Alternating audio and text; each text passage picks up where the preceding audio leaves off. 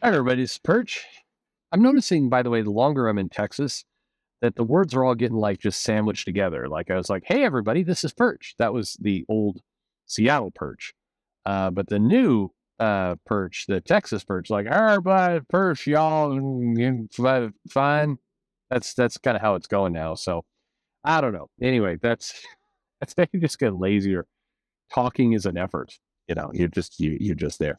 The one of the things that's been I like to consider myself fairly well traveled. I go around to lots of different places, but Texas is big into ranch water, and if you have that, it's like basically tequila and club soda is what and there's different kind of varieties of how it's made.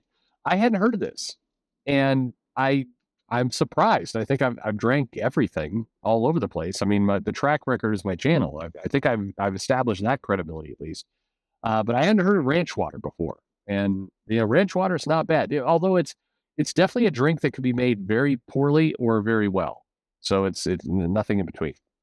Anyway, I got got an email, but we're not going to read the whole email. This is just really short one. It's like 2 lines. It says, "Hey Perch, I'm curious. Do people in comics have to do a review? I'm talking about like the yearly review. I don't know if you do reviews at your work or if you know what a review is, but do people in comics have a review? I think it would be good if they had one."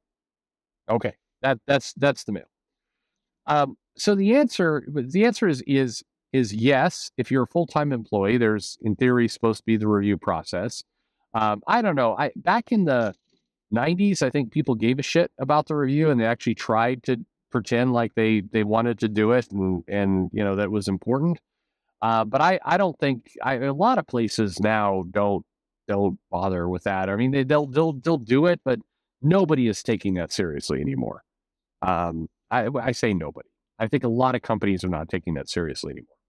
But if you're a full time employee at a comic company, in theory, you have a review, although apparently how that happens is variable. If you work, formally under the Disney umbrella, meaning you are a Disney employee as opposed to a Marvel employee, you're definitely getting a review because your comp, your bonus, all that kind of stuff is tied to it. If you work for Marvel, you're supposed to get a review, from what I gather. I mean, I've been told there's a review, but I've also been told that it's not a serious process. What's weird is that the higher up I talk to people at Marvel or DC, I'll hear that, yeah, there's definitely a review process. What are you talking about? But then the lower you go, they're like, yeah, there's a review process, but I don't know. Nobody takes that shit seriously. So I'm curious. I mean, if you're a higher up at Marvel or DC, I'd love to know like what is going on there. And have you ever gone down the org chart, and talked to some of the lower level people? Like, we're doing a review. Are you still doing the review? Feels like the lower you go, you're not doing it. But if you're a freelancer, which is the majority of people who are working in comics, if you're a contractor, if you're an independent, creative, you're not given a review. There's no review for you. In fact, uh, the idea of a review is problematic, and we'll get to that and why in a minute. But if you're a freelancer or a contractor, no, there's no review. So now it's worth mentioning, what is a review? So if you haven't heard of this, if you don't know what this term is, basically it's once a year, or at some companies, if they're particularly torturous, twice a year. They will make you. They'll basically send out a form. It's time for your review, and then you have to write down your goals. Like, here's what I'm going to do for the year, and you write down kind of the goals that you're going to accomplish and everything else. So you try and write down things you can easily accomplish, but you don't sandbag them so much that they're people detect that you're just kind of fucking around with the whole process. So you try and make goals, and then every now and then companies like get an idea that a lot of people are scamming this whole thing, and so they'll come up with various acronyms like what is safe goals, like smart, actionable, fiscally responsible, and efficient. Whatever, just the various acronyms that basically is like, hey, you need to pay attention and actually come up with something that's reasonable, it's measurable, that you can actually put some work into it. But basically, you put down your goals, and then your manager sits down with you and goes, "Here's your, here's what you're doing well. Here's what you're doing bad. Here's where you can improve. Here's your career ambitions. You want to be promoted at some point? Sure. Here's that kind of shit. And they'll basically walk all through all that with you. And then in most cases, the review is tied to comp. So that's when they basically give you a raise or give you stock or give you a bonus or all that kind of stuff. So most reviews, there's a written part where they tell you like everything that you're doing well and not well and all the rest. And then there's a number part where the number is like how you score in the company. And most companies, for a long time, there were like lots of different numbers you could have. And like big tech companies went all crazy for a while. I remember one tech company in particular had a 1 to 50 grading system where like a 1 was super shitty and a 50 was amazing. And then like you got somewhere in that mix, and that was really stupid. Most people have moved to a 1 to 5 mark where a number 1 means basically you're fired. And a number 2 means you're doing a shitty job and we really don't like you and you smell.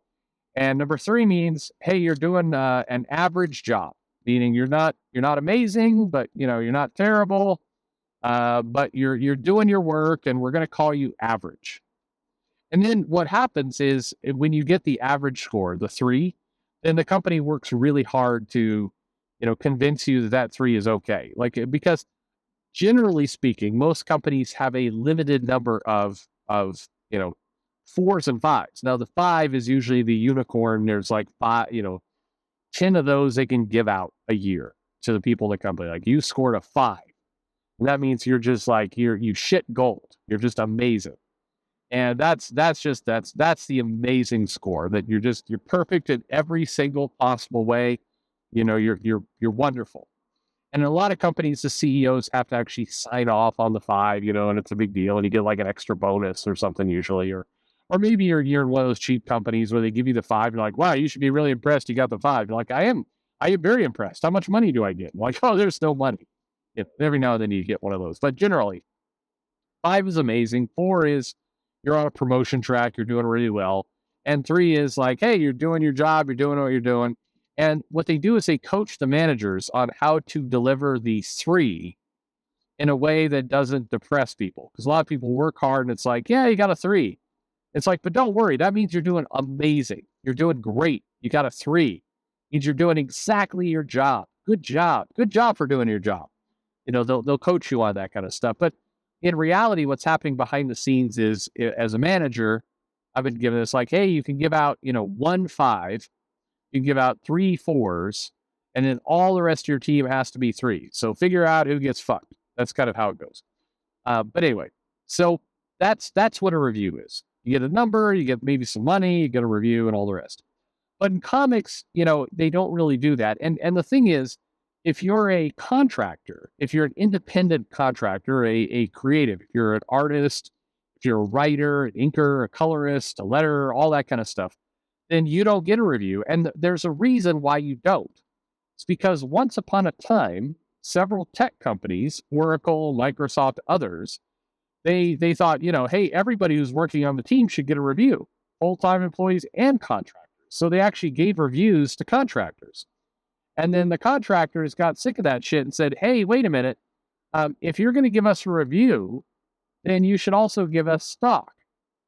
You should give us all the advantages of a full-time employee. You should give us better benefits and all the rest. I mean, you're making us do the same work. You're making us go through the review process. You're treating us like a full-time employee, but you're not giving us any of the benefits of being a full-time employee. So fuck off. You pay us.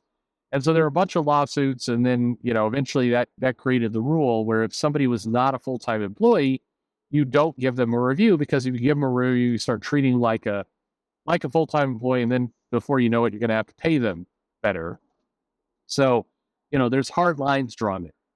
But all that said, if you ask me, like, what's one of the things that would really help and improve comics, it would be, better training, better guidance, better mentorship, better reviews. But now, by the way, I'm going with the premise here for the moment that the review actually drives real, tangible, positive feedback. Meaning, if it, like, let's say you're giving your review to, I don't know, Mark Brooks.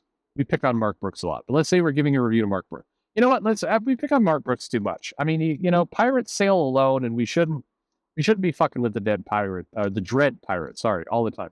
Let's go with another popular kind of internet punching bag, Heather Antos. Okay, so Heather Antos is a full-time employee. She was an editor, now an editor over at IDW. And so Heather is an employee there. What should Heather's review say? Well, one of the things it should say is stop fucking around on social media and acting like a crazy asshole. You're hurting our brand.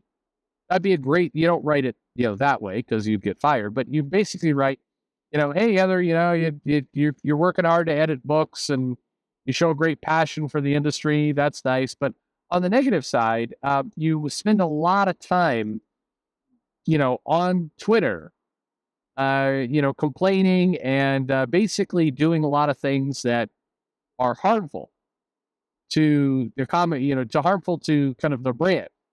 You want to not attract negative attention, but we notice that you're such a polarizing figure and you seem to lean into that you're actually, whenever somebody mentions IDW, your name comes up like, why is that bitch Heather working here? And like, we'd really like it if you could try and not do that. So everybody gets mad. But Heather is a full-time employee. So in theory, she is getting a review, although, I hold no illusions that IDW is doing anything resembling a formal review process. But let's go to somebody who's let's pick on somebody different. I know he listens to the show from time to time, John Byrne. So John Byrne is no longer obviously working for Marvel or DC, but if you're giving John Byrne a review, you might say something like, hey, when you're there signing comics at a convention, maybe you shouldn't shit all over comics. Like when somebody asks you, hey, Death Superman, it's a pretty big deal. Don't go like, yeah, bullshit. I killed Superman and brought him back in the same issue. Fuck all you guys. It's funny, but, it really doesn't help us. I wish you wouldn't do that.